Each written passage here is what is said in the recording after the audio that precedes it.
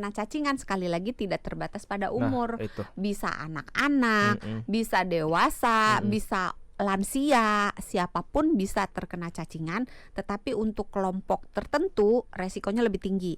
Apa aja? Kelompok-kelompok yang tadi entah pekerjaannya, entah hobinya berkontak dengan sesuatu yang rentan tercemar oleh si cacing atau telur cacing. Oke. Misalnya tanah atau lumpur atau si itu kotoran-kotoran entah hewan, entah manusia gitu.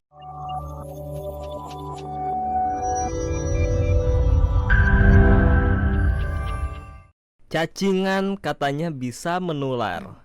Benar enggak sih? Benar. Iya, kan Bisa dari tadi menular. udah diomongin. Enggak berarti. Menularnya lewat berbagai cara itu tadi yang melalui kulit, melalui mulut, terhirup, tertelan dari badannya sendiri. Gini loh, ini ada cacing yang suka healing, cacing yang suka healing.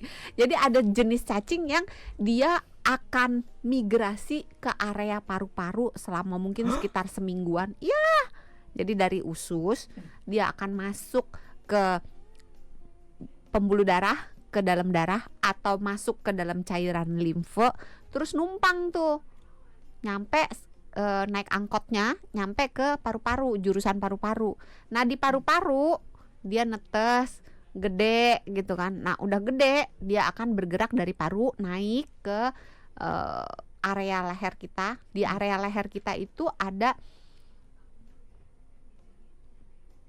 katup, enggak, gue lagi jelasinnya, lagi berusaha mencari bahasa awam gitu. Jadi di area leher kita itu ada 2 pipa yang arahnya itu cuman depan belakang. Itu yang satu pipa saluran pernafasan, satu pipa saluran makanan.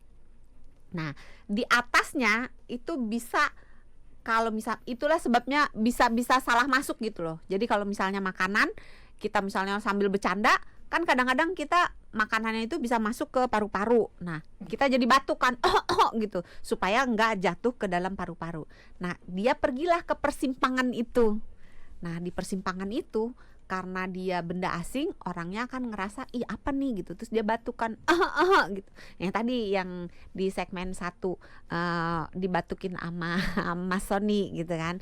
Terus ketika dia batuk, si cacingnya ini bisa keluar, dibuang oleh orangnya sebagai dahak, atau dia terlontar keluar, atau masuk ke jadi dia pindah angkot gitu loh. Kayak interchange. Di sini kalau naik kereta itu apa namanya, interchange? Transit. Bukan yang pindah kereta, pindah Iya, transit daerah, namanya. Daerah transit gitu. Terus dia akan masuk ke saluran pencernaan. Nah dari situ dia cemplung lagi masuk ke usus, kemudian dia ngekos di situ gitu. Kuku panjang memicu cacingan, benar gak sih? Ini susah jawabnya ya. Kalau dia kukunya panjang tapi tidak pernah ngorek-ngorek gitu ya, bersih gitu ya. Ini bukan berarti tampak bersih ya, tapi bersih yang sesungguh-sungguhnya bersih gitu, tidak pernah ada kontaminan apapun yang ada di bawah kukunya, maka tidak. Tapi kalau kukunya itu, contoh paling sederhana ya, walaupun orang dewasa, kadang-kadang ada orang dewasa yang punya hobi berkebun. Ya. Atau memang pekerjaannya memungkinkan dia untuk mengharuskan dia untuk berkontak dengan tanah, atau mungkin berkontak dengan binatang, mungkin dia membersihkan kotoran hewan dan sebagainya. Itu maka kalau dia tidak mengenakan sarung tangan, maka walaupun kukunya tuh nggak panjang-panjang banget gitu ya, tapi cukup area untuk si telurnya itu ngumpet, itu bisa memungkinkan untuk terjadinya penularan gitu. Bukan hanya masuk ke dalam kulit, tapi bisa ketelan ketika dia nyiapin makanan, atau ketika dia makan nggak pakai cuci tangan. Di tradisi kita makan pakai tangan kan biasa ya, apalagi kalau misalnya ayam goreng itu kan ribet kalau pakai sendok gitu kan, lebih enak pakai tangan gitu. Atau makan nasi padang gitu kan, kadang nyucinya cuman yang apa tuh, yang di kobokan lah nggak cukup. Air kobokan itu tidak cukup untuk membersihkan. Tuh siapa tuh. Tuh enggak dengar nunjuk ke sahabat Sonora. Tuh. Oh, bukan tuh yang ke sana ya. Jangan ya kalau nyuci lewat kobokan ya, mending nyuci. Kalau cuman sekedar biar ada wangi-wangi kan itu suka ada jeruk nipisnya. Iya. Kalau cuman sekedar tangannya wangi sih oke aja sih. Tapi kalau untuk Oke. membersihkan kurang. Dok, ini kita ke obat sekarang nih ya. Mitosnya adalah obat cacing hanya untuk anak-anak. Salah. Karena Mitos. obat cacing tuh buat semuanya ya. Ya, karena yang kena cacingan sekali lagi tidak terbatas pada umur. Nah, itu. Bisa anak-anak, bisa dewasa, bisa lansia, siapapun bisa terkena cacingan, tetapi untuk kelompok tertentu resikonya lebih tinggi. Apa aja? Kelompok-kelompok yang tadi entah pekerjaannya, entah hobinya berkontak dengan sesuatu yang rentan tercemar oleh si cacing atau telur cacing. Oke. Misalnya tanah atau lumpur atau si itu kotoran-kotoran entah hewan, entah manusia gitu. Kita tadi udah ngomongin banyak soal gejalanya. Nah, kalau nggak bergejala, nggak perlu minum obat cacing, bener nggak sih? Tergantung tinggal di mana. Nih karena sahabat Sonora ini yang nonton acara Health Corner ini nggak cuma di Indonesia. Halo, tapi jarang ya sekarang ya yang pada nanya. Kalau dulu kan yang dari ibu siapa ya? Ya adalah. Lupa deh, di Swiss ada beberapa yang di Jepang yang suka nanya-nanya gitu ya. Tapi mungkin lo pindah lagi. Anggap aja di Indonesia aja lah. Kalau di Indonesia sebaiknya minum. Nggak bergejala sekalipun. Negeri tergantung areanya dia itu endemi atau tidak. Endemi atau tidaknya itu dilihat dari angka kejadian cacingannya pada populasi di negara itu atau di kota itu berapa tingginya. Kalau di Indonesia rata-rata setiap provinsi itu hitungannya tinggi. Memang angkanya beda-beda ya, tapi sebaiknya minum kalau kita tinggal di Indonesia. Last but not least, semua obat cacing katanya sama aja. Enggak. Kenapa? Karena kan sama aja kayak obat batuk. Apakah semua sama aja? Ya belum tentu, tergantung batuknya disebabkan oleh apa. Kalau batuknya disebabkan oleh yang ke arah alergi, maka kita ngasihnya yang penekan batuk. Kalau cacing beda-beda. Kalau cacing kan tergantung spesiesnya, dia cacing yang mana. Kalau kremi beda lagi obatnya. Kalau cacing yang ada apa beberapa tadi? yang beda-beda. Makanya nggak bisa tuh kalau nanya, dok dosis obat cacing berapa? Ya tergantung kamu. Bentar.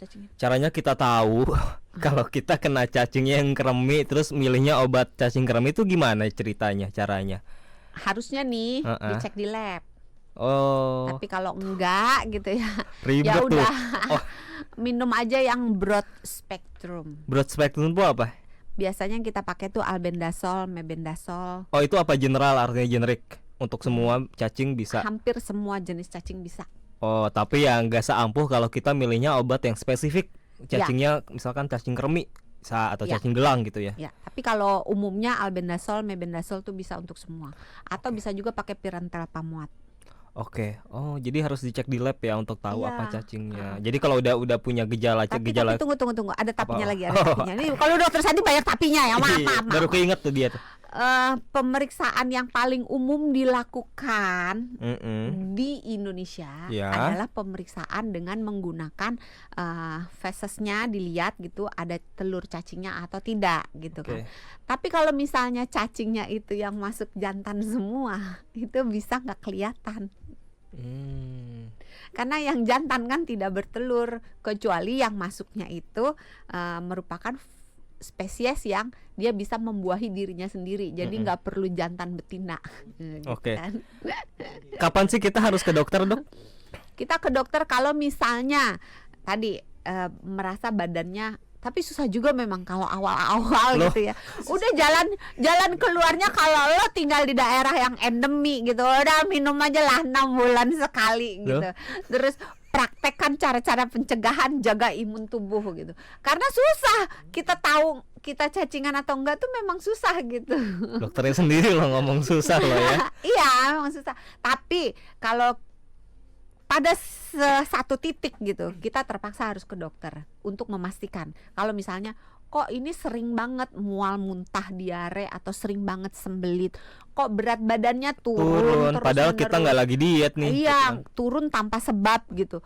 Kok sering banget terasa batuk yang nggak jelas kenapa gitu, mual muntah yang nggak jelas kenapa. Terus nggak nafsu makan, Sakit nafsu perut, makan ya, tuh nafsu makan turun, Nafsu nafsu makan makan turun. Heeh. Terus kok mukanya tambah lama tambah pucet, atau kalau anak kok kalau malam, tapi dewasa juga, kalau udah mulai sore, udah mulai pokoknya gelap, matahari turun, maghrib lah gitu ya, maghrib itu udah mulai area-area sekitar anus, sekitar pokoknya sekitar situlah, bisa sampai naik ke area kelamin, itu rasanya gatel, garuk-garuk, pengennya digaruk gitu. Hati-hati, jangan-jangan kena kremi gitu, karena kalau kremi khas dia gatelnya itu pada malam hari. Kenapa? Karena ketika malam hari si cacing yang betina bergerak dari usus besar turun ke area anus untuk bertelur, meletakkan telurnya. Nah, telurnya itu ada ada lendir-lendirnya, dan ketika si cacingnya itu bergerak turun kan dia, kalau kayak kita kan kalau mau pup kan nongkrongnya, cacingnya juga gitu, nongkrong gitu. Nah, dalam proses nongkrongnya itu beserta dengan si telurnya itu yang diselubungi oleh semacam lendir, itu akan menyebabkan rasa gatal. Gatalnya di anus ya? Ya, bisa di anus, bisa di area kelamin. Pokoknya daerah perineum, daerah sekitar celana dalam lah gitu. Nah, telur itu bertelur gitu. iya. Nah, telur-telurnya itu memang sengaja diletakkan di area anus supaya gampang menyebar. Karena si ibu cacing, si emak cacing kan berniat beranak pinak sebanyak-banyaknya gitu. Jadi dia akan mempermudah keturunannya supaya gampang nyebar dengan cara nggak usah bertelurnya di usus besar, karena kalau di usus besar kan lama tuh bertelurnya nyampe ke feses. Jadi langsung aja gitu keluar. Tapi paling banyaknya tuh apa sih, Dok, kremi ya yang ditemuin, yang dokter sering temuin? Cacing gelang banyak, cacing tambang banyak, cacing kremi banyak, cacing pita banyak. Tapi yang khas banyak loh orang Indonesia tuh yang cacingan ya? Iya banyak, nggak cuman anak-anak yang, dan cacingan itu tidak identik dengan jorok. Oh gitu. Oh, kita selalu baru berpikir tahu nih. oh kalau cacingan itu pasti dia jorok. Kalau dia jorok bisa jadi dia cacingan. Atau tapi kalau dia bersih kotor. belum tentu dia nggak cacingan. Kalau dia jorok, kemungkinan dia kena cacingan meningkat. Tapi kalau dia nggak jorok, bukan berarti dia pasti tidak cacingan. Karena itu tadi makanan, minuman. Sekarang kita jajan es, mana kita tahu ini esnya airnya matang atau enggak, kecuali kalau kita bikin sendiri gitu kan. Bener. Tapi kalau kita beli, siapa yang bisa menjamin? Di sini regulasinya maaf ya. Ya tahu. Ya begitu.